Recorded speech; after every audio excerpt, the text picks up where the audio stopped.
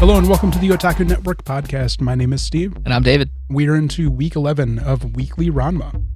This episode picks up where the last episode had left us, with Ranma gaining a new fiancé in the form of the Amazonian princess Shampoo. Not princess, but Amazonian warrior Shampoo. Everyone, except for Ranma, seems to accept that this is happening, to the point where Akane storms off in anger, calling off her engagement to him in frustration and just disgust. Problem being, though, still is Shampoo doesn't know that Ranma transforms. And that evening, when Ranma's trying to just kind of figure things out himself, Ryoga shows up, gives him a piece of his mind, and then turns him back into a girl. Akane encounters them fighting.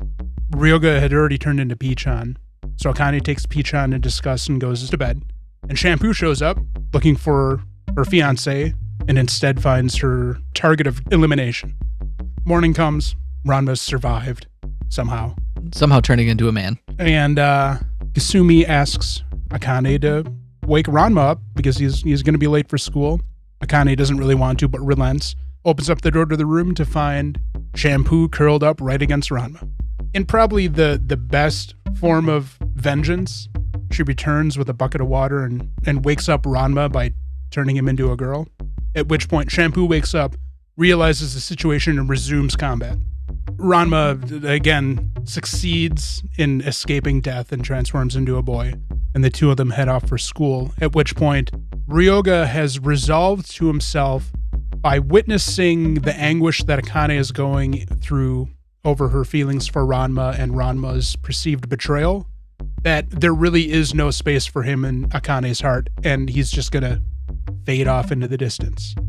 As is predicted, that doesn't work, and in his dramatic departure, he turns into a pig, only to be scooped up by Shampoo. So we cut to school, it's lunchtime, and Shampoo shows up to give her beloved husband a meal fit for him, which is roast pork. Well, kind of. Roast Pichan. I don't know what her cooking skill is, but you would think she at least could understand that you have to kill the animal before you serve it to somebody. Instead she just kind of glazed him with honey maybe and served him up on a platter with some accoutrements. And Pichan's not dead, but everybody kind of thought Pichan was dead at first. I love how Ranma was just fucking slapping Pichan. Like, wake the fuck up. Yeah, trying to get him to wake up. So Akane's had enough. First, this crazy girl comes and steals the person who she's been developing feelings for. And then this person then tries to feed her pet pig to said person. So she essentially challenges Shampoo to a duel. Shampoo gladly accepts and gives her the kiss of death, and they run off for the showdown. Ranma gets distracted, thrown out of the window.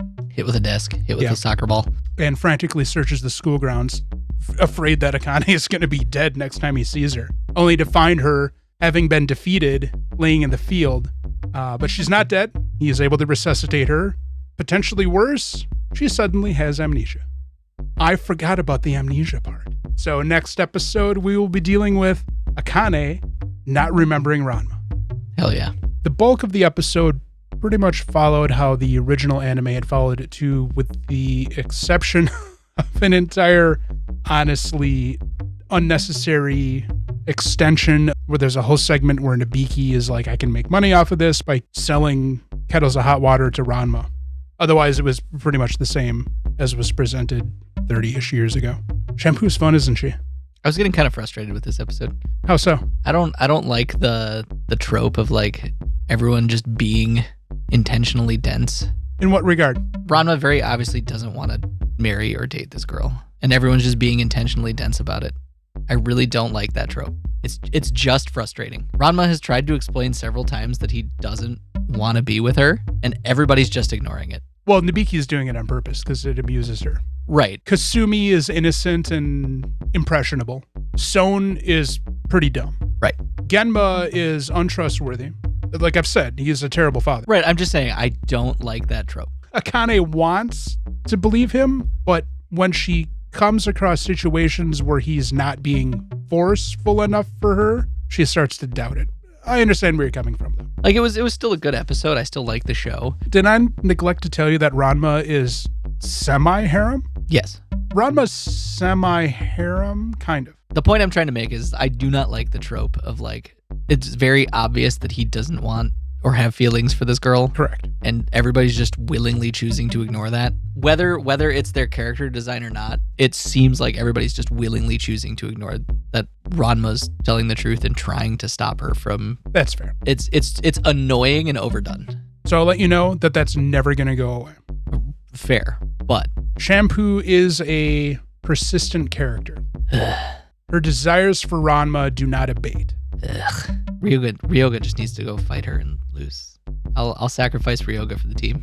But Ryoga's your favorite character. Fair, but like him and Shampoo, I'd be like, sure. No, there's a better pair up for Ryoga, but they haven't showed up yet. Fair. But as of right now, Shampoo is not one of my favorite Nobody characters. should be with Shampoo. And she's just causing a trope that I do not like. And chaos. In any anime. Or any form of media. Fair. I always have hated that trope in media. It's a strong trope. I know it's a strong trope. No, within the series. In media in general, a True. lot of people like it because it causes drama. It's so intentional and it's so...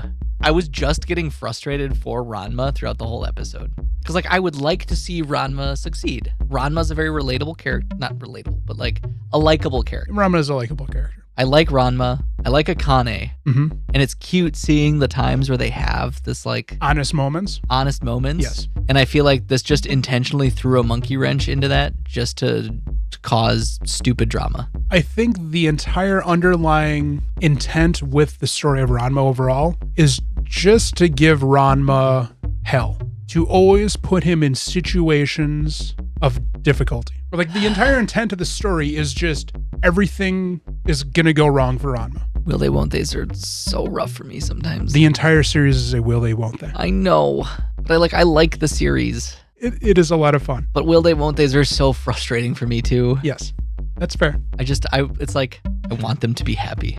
I want it to end and they be happy, the end. But I know because you've told me it's not how it ends. It doesn't end that way. So, allow me to introduce you to the series she made before this, Mason Ikoku. That does have a legitimate ending. I know. We saw the sci-fi version of it with Astronaut. With Astronaut, yeah, pretty much. Except this one's 4 seasons long. Holy shit. So next week, we will have more dealing with the fallout of Shampoo's monomaniacal tendencies. Stupid. Amazonian. All right. Anything else? Her weapons are still pretty cool, though.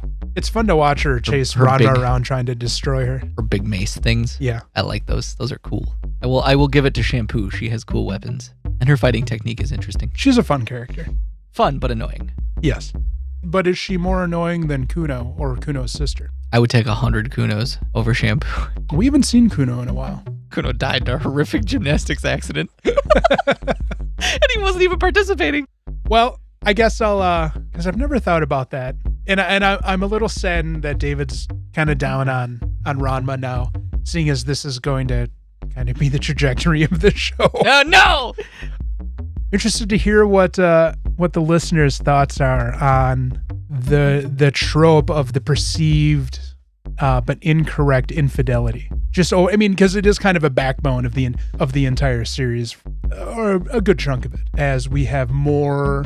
Well, the whole story is there's a revolving cast of competitors for these two characters' growing relationship with each other. Distractions. Band of merry idiots. Yeah, whether it be people coming after Akane or people coming after Ranma. I mean, we've had that this entire time. God, why can't they just be hideous? We have Kuno coming after Akane, and technically Ranma. We have his sister coming after male Ranma. We have Ryoga, the ongoing struggle with Ryoga and his one-sided affection for Akane. So the thing is those were fine because they didn't get angry, jealous, or they didn't get angry with each other. They got angry at the person that was chasing after the person. There's a difference between how Akane's reacting to Shampoo and how Akane reacted to Kodachi. True. She wasn't mad at Ranma for Kodachi. You remember when Kodachi had paralyzed him on the roof and Akane came up and found them? Right, but it wasn't this long drawn out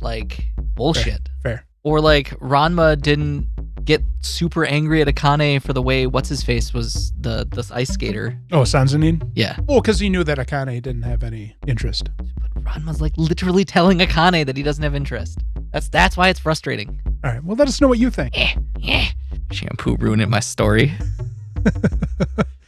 All right. Well, thanks for listening. Don't forget to like and subscribe. Again, let us know what you think about this trope of miscommunication and misunderstanding between potential loved ones. And don't forget about the regular podcast that drops on Wednesdays.